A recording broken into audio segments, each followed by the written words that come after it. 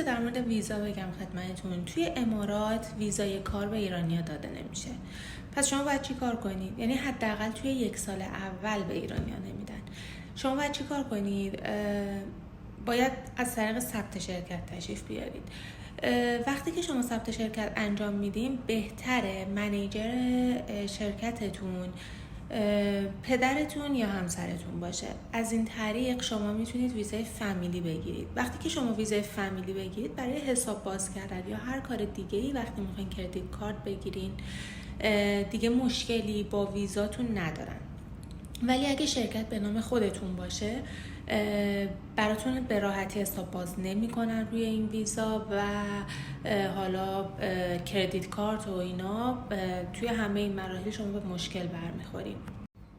ولی اینکه شما چه شرکتی ثبت کنید، LLC باشه، خدماتی باشه، اسپانسر داشته باشه، نداشته باشه، فریزون باشه، مینلند باشه، همه اینا مهمه توی شرکتی که شما میخواین ثبت کنید. برای همین با یه اطلاعات کامل تشریف بیارید و شرکتتون رو ثبت کنید. بهتر خودتون این کار رو بکنید. خیلی راحته، خیلی خیلی راحته. فقط کافیه تشریف بیارید دبی و برید یکی از این شرکت‌های عامر، اونجا براتون همه چی رو توضیح میدن و ثبت شرکت رو انجام میدن. خیلی بهتر از اینه که شما بسپرید به کس دیگه ای، چون الان انقدر زیاد شده و انقدر یه کارایی میکنن بدون اینکه به شما بگن. شما وقتی متوجه میشین که میخواین شرکت رو رینیو کنید یا میخواین شرکت رو کنسل کنید و میبینید که خب یه هزینه خیلی زیادی رو باید پرداخت کنید.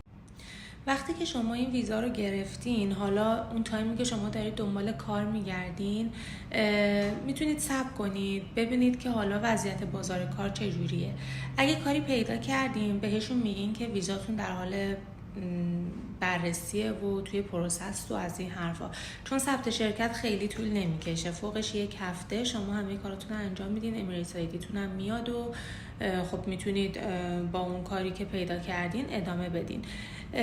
ولی بعد از 1 سال شما میتونید اقدام کنید برای ویزای کاری، چون که خب خود من همچین حالتی بود. اولش 1 سال با ویزای فامیلی کار کردم، امسال اقدام کردم برای ویزای کار و خب ویزام اوکی شد.